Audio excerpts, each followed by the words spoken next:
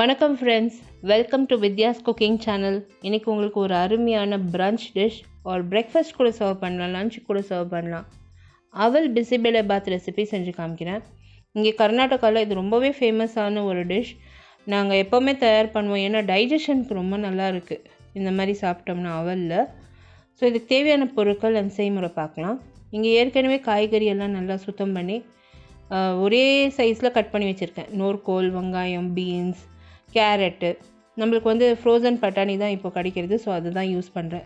தக்காளி, கருவேப்பிலை, கொஞ்சம் கடலக்காய் சேர்த்துக்கணும்னா இன்னும் நல்லாயிருக்கும். புளி தேவைப்படும், எலுமிச்சம்பழம் சாறு தேவைப்படும், மிளகாய்த்தூள், மல்லித்தூள், மஞ்சள், கடுகு, கடலை பருப்பு, ஏற்கனவே துவரம்பருப்பு வேக வச்சு எடுத்து வச்சுருக்கேன், பெருங்காயத்தூள் தேவைப்படும், அவல் தேவைப்படும். ரெடிமேட் பிசிபேல பாத் பவுடர் யூஸ் பண்ணுங்கள். எம்டிஆர் இது ரொம்ப ஈஸியாக எல்லா இடத்துலையும் கிடைக்கிறது. ஸோ இப்போ பார்த்தீங்கன்னா நான் வந்து மிதமான தீயில் ஒரு குக்கரை காய வச்சுருக்கேன். நான் குக்கரில் தான் காய்கறியை வேக வைக்க போகிறேன் இன்றைக்கி, ஏன்னா எனக்கு சீக்கிரமாக ஆகணும் சமையல். என்ன பண்ணியிருக்கேன்னா, நான் இங்கே எண்ணெய் சேர்த்துருக்கேன், நெய் சேர்த்துருக்கேன். எண்ணெய்க்கு நீங்கள் வந்து எள்ளெண்ணெய் இல்லைன்னா கடலக்காய் எண்ணெய் சேர்த்துக்கலாம், நல்ல ஃப்ளேவர் கூடும். இங்கே தாளிப்பு, நம்ம பேசிக் தாளிப்பு ரெடி பண்ணுறேன். கடுகு, கடலை பருப்பு, வற்றல் மிளகாய், கருவேப்பிலை, பெருங்காயம் போட்டு நல்லா பொரித்து எடுத்துட்டேங்க. இந்த தாளிப்பு தயாரானதோ அடுத்து வந்து நம்ம வெங்காயம், தக்காளி சேர்த்து நீலவாக்கில் நறுக்கி இருக்க பச்சை மிளகாயும் சேர்த்து நல்லா வதக்கணும். நீங்கள் காரம் தகுந்த மாதிரி அட்ஜஸ்ட் பண்ணி நீங்கள் சேர்த்துக்கோங்க. எங்கள் வீட்டில் காரம் அதிகம் தான், ஸோ வந்து அதிகமாக பச்சை மிளகாய் இந்த காரம்லாம் நிறைய சாப்பிடுவோம். நீங்கள் வந்து காரம் வீட்டில் குழந்தைங்க இருந்தால் அட்ஜஸ்ட் பண்ணி சேர்த்துக்கோங்க. இங்கே வந்து ஒரு 2 பச்சை மிளகாய் சேர்த்துருக்கேன், கீரி சேர்த்துருக்கேன். இந்த வெங்காயம் தக்காளி நல்லா குழைய வேகிற வரைக்கும் வேக வச்சுட்டேன். நல்லா வதக்கி மூடி போட்டு கலந்து வேக வச்சுட்டேன். இப்போ அடுத்து பார்த்திங்கன்னா அந்த கடலக்காய், நறுக்கி வச்சுருக்க அத்தனை காய்கறியும், பட்டாணி, மிளகாய்த்தூள், மல்லித்தூள், மஞ்சள் பொடி சேர்த்துருக்கேங்க. சேர்த்து எல்லாத்தையும் ஒரு முறை நல்லா கலந்து தேவைக்கேற்ப உப்பு சேர்த்து, எப்போவுமே நீங்கள் வந்து இந்த மாதிரி ஐட்டமெல்லாம் தயார் பண்ணுறப்போ ஒரு பாத்திரத்தில் தண்ணியை கொதிக்க வச்சுடுங்க. அந்த தண்ணியை வந்து புளியில் கொஞ்சமாக அந்த சுடு தண்ணியை சேர்த்து அதையும் ஊற வச்சுடுங்க. இப்போ பார்த்தீங்கன்னா இந்த காய்கறியில் நான் பருப்பு சேர்த்துருக்கேன். பருப்பு கூட நீங்கள் முன்கூட்டியே தயார் பண்ணிவிடுங்க.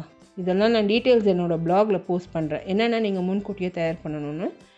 நீங்கள் எல்லாமே முன்கூட்டியே தயார் பண்ணி வச்சிட்டிங்கன்னா அப்புறமா உங்களுக்கு ஈஸியாக இருக்கும்.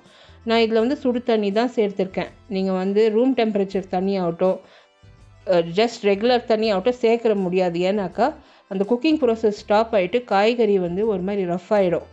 சாஃப்டாக நல்லா மெத்துன்னு உங்களுக்கு காய்கறி வேகணும்னா நீங்கள் சுடு தண்ணி தான் சேர்க்கணும். இப்போ சுடு தண்ணி சேர்த்து குக்கர் மூடி போட்டு விசில் வச்சு 2 விசில் விட்டேன். உங்கள் வீட்டில் நீங்கள் ஓப்பனாக தயார் பண்ணுறதா இருந்தால் ஓப்பனாக கூட தயார் பண்ணலாம். அவலை வந்து ஒரு பாத்திரத்தில் சேர்த்து 2லேருந்து 3 முறை நல்லா கழுவிட்டேன் தண்ணி விட்டு.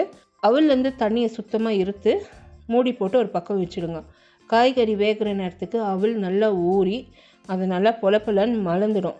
ஸோ இப்போ அடுத்து பார்த்தீங்கன்னா இங்கே காய்கறி வெந்துடுச்சு. நீங்கள் ஓப்பனாக காய்கறி குக் பண்ணுறதா இருந்தால் அப்படியே கூட செய்யுங்க. எனக்கு மடமடன்னு அன்றைக்கி சமையல் ஆக வேண்டியதாக இருந்தது, ஸோ அதுக்கு சீக்கிரமாக செஞ்சேன். இங்கே குக்கர் மூடியை திறந்துருக்கேங்க. காய்கறி நல்லா வெந்திருக்கு, சாஃப்டாக வெந்திருக்கு. காய்கறியில் வந்து தேவைக்கேற்ப உப்பு சேர்த்துக்கணும். அந்த அவல் வந்து நல்லா மலர்ந்து வந்திருக்கு பாருங்கள். அவலை வந்து கொஞ்சம் கையில் உதுத்து அந்த காய்கறியில் சேர்த்துக்கணும். எப்போவுமே நீங்கள் அவல் சேர்க்குறப்போ, காய்கறி நீங்கள் டேஸ்ட் பண்ணுறப்போ ஒரு வாட்டி கொஞ்சமாக உப்பு செக் பண்ணி சேர்த்துக்கோங்க. நாங்கள் வந்து ரொம்பவே குறைவாக உப்பு சாப்பிட்றது, ஸோ அதனால் கொஞ்சமாக நான் சேர்த்துக்கிறது உப்பு. அம்மாவுக்கு நான் சுத்தமாக உப்பே கொடுக்க மாட்டேன். ஸோ இப்போ பார்த்தீங்கன்னா நான் வந்து பிசிபெலே பாத் பொடி சேர்த்துருக்கேன். ஏற்கனவே நான் அந்த புளியை ஊற வச்சுருக்கேன் சுடு தண்ணியில், அந்த புளி கரைச்சலையும் கொஞ்சமாக சேர்த்துக்கிறேன். எல்லாத்தையும் சேர்த்துக்கின்னு இப்போ கூட நீங்கள் வந்து தேவைப்பட்டால் சுடு தண்ணி தான் சேர்த்து இந்த பிசிபெலே பாத்தை ஒரு 5 மினிட்ஸ்க்கு கொதிக்க விடணும். நீங்கள் பச்சை தண்ணி சேர்க்க போகாதீங்க. ஸோ இப்போ வந்து நான் சுடு தண்ணி ஒரு கிளாஸ் அளவுக்கு விட்டு எல்லாத்தையும் கலந்து உப்பு இன்னொரு முறை செக் பண்ணி உப்பு சேர்த்து மூடி போட்டு ஒரு 5 நிமிஷம் வேக விட்டுட்டேன். அவல் நல்லா வெந்ததும் மூடி திறந்து மெல்லிசா நறுக்கி வச்சுருக்க மல்லித்தழை சேர்த்து ஒரு முறை நல்லா கலந்து இந்த பிசிபெலை பாத்தை சுட சுட நெய் ஊற்றி பரிமாறியிருக்கேன். இந்த ரெசிபிக்கு தேவையான பொருட்கள், செய்முறை, என்னோடய detail blog post, Instagram, Facebook, Twitter, என்னோடய சோஷியல் மீடியா எல்லா லிங்க்ஸுமே வந்து description box below this video இருக்கும். இந்த வீடியோ ரெசிபி நீங்கள் கண்டிப்பாக பார்த்து ட்ரை பண்ணுங்கள். இதில் காய்கறி இருக்குது, நல்ல ஃபைபர் சத்து இருக்குது, ரொம்ப அருமையான டிஷ். டயபெட்டிக் பீப்புள், ஓல்ட் பீப்புளுக்கெல்லாம் வந்து நல்ல ஜீரணம் ஆகும், குழந்தைங்களுக்கு கூட ரொம்பவே நல்லா ஜீரணம் ஆகும். ஸோ ட்ரை பண்ணிவிட்டு உங்களோட காமெண்ட்ஸ் எல்லாம் போஸ்ட் பண்ணுங்கள். டயட் பண்ணுறவங்களுக்கு வித்தியாசமாக சாப்பிட்ணுன்னு தோணும். ஸோ இந்த மாதிரி தயார் பண்ணி நீங்கள் வந்து பிரன்ச் மாதிரி சாப்பிட்லாம், இல்லை லஞ்ச் ஒரு டிஃபன் கூட சாப்பிட்லாம்.